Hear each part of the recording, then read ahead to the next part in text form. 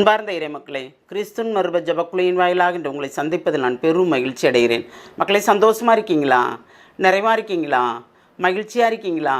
மன அமைதியாக இருக்கீங்களா? மக்களே, மகிழ்ச்சியும் மன அமைதியும் இறைவன் தந்த பெரிய கொடை நமக்கு இல்லையா? அதை நாம் தக்க வைத்துக்கொள்வோம். இன்று அவர் நமக்கு என்ன இறைவார்த்தை தருகிறார் பார்ப்போமா? திருப்பாடல் 25 இறைவார்த்தை 1 4 முடிய.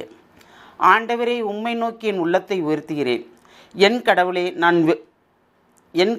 உம்மில் நம்பிக்கை கொள்கிறேன். நான் வெட்கமுற விடாதையும் என் பகைவர் என்னை கண்டு நகைக்க விடாதையும். உண்மையிலேயே உம்மை நம்பும் எவரும் வெட்கமுறுவதில்லை. காரணமின்றி துரோகம் செய்வோரே வெட்கத்துக்கு உள்ளாவர். ஆண்டவரே, உம் பாதைகளை நான் அறிய செய்தலும் உம் வழிகளை எனக்கு கற்பித்தரலும். பிரைஸ்தலா. உம் பாதைகளை நான் அறிய செய்தலும் உம் வழிகளை எனக்கு கற்பித்தரலும். ஆண்டவரோடு இருந்தால் தான் அவர் நமக்கு என்ன சொல்லுகிறார், நாம் என்ன செய்ய வேண்டும் என்பதை நாம் தெளிவாக புரிந்து கொள்ள முடியும் இல்லையா? அப்போது நாம் ஆண்டவரை நோக்கி மண்டாடும் போது கண்டிப்பாக நம்ம பிறரிடம் முன்பு வெட்கமுற விடாதபடி நம்மளை பாதுகாப்பார். எதுக்கும் தலகுனியாதவாறு அவர் நமக்கு உதவி செய்வார். எந்நிலையிலும் அவர் நம்மளை சேர்த்து கொள்வார். அந்த நிலைதான் நமக்கு எப்பொழுதும் நிறைவாக அமையும் இல்லையா? அதுதான் ஆண்டவரே, உம்மை நோக்கி என் உள்ளத்தை உயர்த்துகிறேன். அந்த உள்ளத்தை உயர்த்தும் போது அவர் என்ன செய்கிறாரு? நாம் நம்பிக்கை அவர் பார்க்கிறார். அந்த நம்பிக்கையின் பொருட்டு நாம் பிறரிடம் வெட்கமுறாதபடி நம்மளை பாதுகாக்கிறார். ஏனென்றால் நம்மளை எள்ளி நகையாடுவர்கள் நம்ம அருகிலே இருப்பார்கள் இல்லையா? யாருன்னே சொல்ல முடியாது, நம்ம அருகிலே இருப்பாங்க, நம்மளோடே இருப்பாங்க, நம்ம பேசுகிறது அனைத்தையுமே கேட்பாங்க. ஆனால் பின்னால் போய் புறம் கூறுவாங்க. அப்படி எள்ளி நகையாடுவர்கள் முன்பு நாம் வெட்கமுறாதவாறு என்ன செய்கிறாங்கன்னு பார்ப்போம் அப்படின்னு சொல்கிற இடத்துல நம்மளை நிறைவாக வாழும்படி அவர் செய்வார் இல்லையா? உண்மையிலேயே இறைவனை நம்புவர்கள் யாருமே காரணமின்றி வெட்கப்படுவதே இல்லை.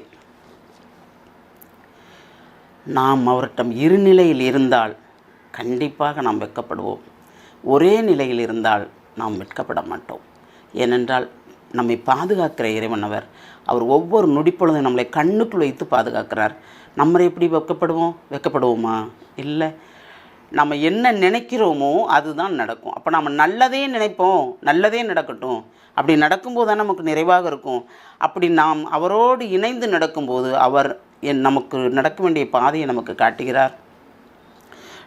நம் உள்ளத்தில் உள்ள விருப்பங்களை அவர் நிறைவேற்றுகிறார். அவர் நமக்கு என்ன சொல்ல வேண்டும் என்பதை சொல்ல வருகிறார். அதன் மூலம் நாம் நடக்கும்படி நமக்கு கட்டளையிடுகிறார். அப்போ நாம் அவருக்கு உகந்த வாழ்க்கை வாழும்போது எல்லாமே நிறைவாக இருக்கும் இல்லையா? அந்த நிறைவை கேட்போமா?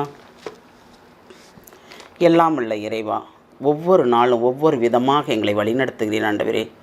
நாங்கள் எப்பொழுதும் உம்மை சார்ந்தே இருக்கும் அந்த வரத்தை மட்டும் தாரும் ஆண்டவரே. எந்நிலையிலும் உம்மை விட்டு பிரியாத வர வேண்டும் ஆண்டவரே. நாங்கள் பிறரையும் கண்டுகொள்ளும்படி தேவரே எங்களை ஆசீர்வதியும் ஆண்டவரே. அந்த ஒரு ஆசீர்வாதம் மட்டும் போதும் ஆண்டவரே.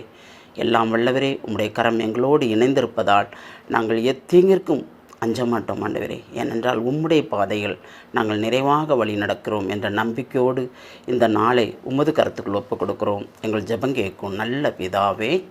ஆமேன், ஆமேன், ஆமேன்.